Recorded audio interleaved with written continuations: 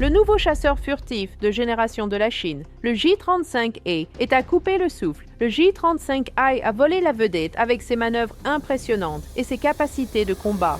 Pékin a dépensé des dizaines de milliards à courir après la couronne du ciel et pourrait avoir construit quelque chose de beaucoup plus fragile qu'il n'y paraît. Voici le J-35, supposé tueur du F-35 chinois, un avion furtif de 5e génération conçu pour défier la domination américaine dans le Pacifique. Mais sous ces lignes acérées et ces angles parfaits, une question plus profonde se pose. Pas de savoir s'il a l'air furtif, mais s'il reste furtif une fois engagé en combat réel. Lors d'un salon aérien, le J-35 est irréprochable. Géométrie nette, arête précise, silhouette indéniable d'un chasseur furtif moderne, mais le combat n'est pas une vitrine. Au moment où les forces G augmentent, les températures montent et l'appareil est poussé dans des manœuvres à grande vitesse, l'illusion commence à se fissurer. La couche externe, la peau absorbante des radars qui définit la furtivité, peut commencer à se dégrader. Et à l'intérieur de cette dégradation réside le véritable problème. Pas les logiciels, pas les moteurs, mais la chimie. Placez le J-35 à côté du F-35C, et la ressemblance est frappante. Flèche des ailes, géométrie des prises d'air, forme du fuselage, même les angles des stabilisateurs verticaux s'alignent presque parfaitement. Les superpositions en source ouverte montrent des proportions quasi identiques. De loin, l'appareil projette le même profil de déviation radar. Il ressemble à un fantôme, mais la furtivité n'est pas que forme. La forme initie le processus. La chimie le termine. N'importe qui peut copier les contours avec suffisamment de données. Ce qui ne peut pas être facilement reproduit, c'est la science des matériaux sous la surface. Les États-Unis ont passé des décennies à développer des matériaux absorbants de radar qui ne sont pas simplement appliqués mais intégrés structurellement. Sur les plateformes furtives avancées, les revêtements sont cocuits dans la cellule, formant un réseau solidement lié capable de résister à la chaleur, à la pression, à l'exposition au sel et aux vibrations. C'est là la ligne de démarcation. Un avion qui semble furtif contre un avion qui reste furtif sous stress. Le défi du J-35 réside ici. Sa géométrie externe peut être précise, mais la question plus profonde est de savoir si ces systèmes matériels peuvent supporter des conditions opérationnelles réelles. Car les revêtements furtifs ne sont pas cosmétiques. Ils sont des systèmes fonctionnels régis par la stabilité des polymères, la force d'adhésion et la résistance thermique. Une fois l'avion accéléré au-delà de Mach 1, l'environnement devient hostile. La température de la peau peut dépasser 180 degrés Celsius. Les manœuvres à haute G introduisent de la flexion structurelle. Les opérations sur porte-avions ajoutent des cycles de stress brusques. Chaque seconde dans cette enveloppe met à l'épreuve la liaison entre le revêtement et la cellule. Et cette liaison est tout. Les matériaux radars modernes reposent sur des composites complexes. Particules de fer carbonyle dans des matrices époxy, absorbeurs à base de ferrite dans des systèmes polyuréthane. Polymères conducteurs combinés à des microbilles céramiques. Chaque configuration équilibre absorption électromagnétique et durabilité mécanique. Mais tous partagent une vulnérabilité critique, la température. À une certaine limite, appelée température de transition vitreuse, le polymère commence à ramollir. Généralement entre 110 et 160 degrés Celsius selon la composition. Au-delà, l'intégrité structurelle s'affaiblit. Les liaisons se rompent, l'adhésion se dégrade. Le revêtement commence à perdre à la fois sa tenue physique et son efficacité électromagnétique. En conditions contrôlées, ces systèmes peuvent bien fonctionner. Mais le combat réel n'est jamais contrôlé. Les variations de fabrication, le durcissement imparfait, l'exposition environnementale et les écarts d'entretien introduisent tous des défauts microscopiques, microvoides, interfaces faibles, lignes de faille invisibles en attente de stress.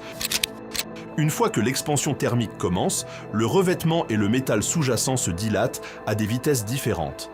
Les forces de cisaillement s'accumulent à la frontière. Des micro-fissures apparaissent. Sous stress répété, elles se propagent. La force d'adhésion raconte l'histoire clairement. En laboratoire, elle commence typiquement entre 3 et 5 mégapascales. Mais après des cycles thermiques et un stress prolongé à haute vitesse, cette force peut s'effondrer dramatiquement. En dessous de 0,5 mégapascal, le revêtement n'est plus fiable structurellement. Il devient une couche prête à se détacher. Le maillon le plus faible est souvent la couche de couplage silane. Cette interface moléculaire lie les particules de remplissage à la matrice polymère et ancre l'ensemble au fuselage. Théoriquement, elle crée un réseau dense de liaisons. En pratique, une fabrication précipitée ou un traitement imparfait peut laisser des zones incomplètement liées. Au microscope, le résultat est visible. Microvoides dispersées le long de l'interface. De minuscules séparations qui s'agrandissent sous stress. Le motif de fracture devient prévisible. Décollement net à la couche de liaison. Section de revêtement se détachant de la surface.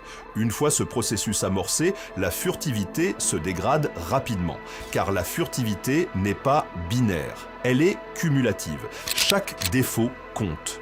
Une surface intacte absorbe et diffuse les ondes radar. Une surface endommagée les reflète. Même de petites zones de métal exposées ou de revêtements partiellement détachés peuvent augmenter dramatiquement la section radar. C'est l'effet d'amplification locale. Une petite défaillance devient un signal important. L'avion ne devient pas progressivement visible. Il passe de faible observabilité à détectabilité en un instant. C'est là que l'analogie du phare prend tout son sens. Une surface furtive fonctionnelle supprime les réflexions, une surface endommagée les amplifie. Au lieu de disperser les ondes radar entrantes, elle les renvoie directement. Des signaux brillants et cohérents se détachant du bruit de fond. Pour les radars, l'avion cesse d'être une ombre. Il devient un phare. Les distances de détection s'allongent. Les fenêtres d'engagement se rétrécissent. Ce qui était un avantage furtif devient une vulnérabilité. La marge de réaction du pilote s'effondre. L'avion entre plus tôt dans l'enveloppe de ciblage ennemi. Ce n'est pas une préoccupation théorique. C'est le risque central de toute plateforme furtive incapable de maintenir l'intégrité de son revêtement sous stress opérationnel. Et cela conduit directement à l'une des affirmations les plus virales autour du J-35, la soi-disant limite de furtivité de 7 minutes. Ce chiffre n'est pas issu d'un rapport d'ingénierie confirmé, ni d'une divulgation officielle. Il est apparu publiquement début 2026 via un média citant une fuite supposée. La déclaration était précise et dramatique. Le J-35 ne pourrait maintenir une faible observabilité que pendant 7 minutes en conditions de combat. De là, elle s'est répandue rapidement sur les forums de défense, les réseaux sociaux et les plateformes vidéo. La répétition a donné du poids. Le chiffre s'est inscrit dans le récit. Mais la répétition n'est pas une validation. Pourtant, l'affirmation pose une question valable. Pas de savoir si le chiffre est exact, mais si le mécanisme sous-jacent est plausible. Un revêtement furtif peut-il se dégrader rapidement sous stress soutenu? Pour répondre, il faut revenir à la physique et à la chimie. Un profil de combat typique implique des vols prolongés à grande vitesse, souvent au-delà de Mach 1,2 avec des pointes potentielles vers Mach 1,5. La température de la peau monte rapidement. Le chauffage aérodynamique se concentre sur les bords d'attaque. Les manœuvres ajoutent du stress via les charges G. Dans ces conditions, les limites thermiques ne sont pas théoriques. Elles sont continuellement atteintes. Si un système de revêtement fonctionne près de sa température de transition vitreuse, de petites variations peuvent le pousser à l'instabilité. Ajoutez les inconsistances de fabrication, l'exposition environnementale et la variabilité de maintenance, et la marge se réduit encore. Le temps devient un facteur, pas un compte à rebours fixe, mais une fonction du stress cumulatif. Chaque seconde à haute température et charge contribue à la dégradation. Les micro-fissures grandissent, l'adhésion faiblit, l'intégrité de la surface décline. Le processus n'est peut-être pas exactement de 7 minutes, mais le concept d'une performance limitée dans le temps n'est pas déraisonnable. Les matériaux ne tombent pas en panne instantanément, ils se dégradent progressivement jusqu'à franchir un seuil critique. Et une fois ce seuil atteint, les effets sont rapides. La section radar augmente. Les signatures infrarouges s'élèvent à mesure que les structures sous-jacentes sont exposées. Les capteurs détectent les anomalies plus tôt. L'avion devient plus facile à suivre, verrouillé et engagé. C'est là que la distinction entre imitation et maîtrise devient décisive. Copier la géométrie externe est possible avec suffisamment de données. Reproduire les systèmes matériels exige une expertise approfondie en chimie des polymères, précision de fabrication et tests à long terme. Il faut contrôler chaque étape de production, des matières premières au durcissement. Il faut également un écosystème de maintenance mature. Les revêtements furtifs ne sont pas statiques. Ils nécessitent inspection, réparation et remplacement selon des standards stricts. Sans cette infrastructure, même un système bien conçu se dégrade avec le temps. Les États-Unis ont résolu cela à travers des décennies d'itérations. Les premières plateformes furtives ont rencontré d'importants défis de maintenance. Avec le temps, les matériaux se sont améliorés, les processus se sont stabilisés, la durabilité a augmenté. Le résultat n'est pas une invisibilité parfaite, mais une faible observabilité soutenue tout au long de la vie opérationnelle. C'est la référence.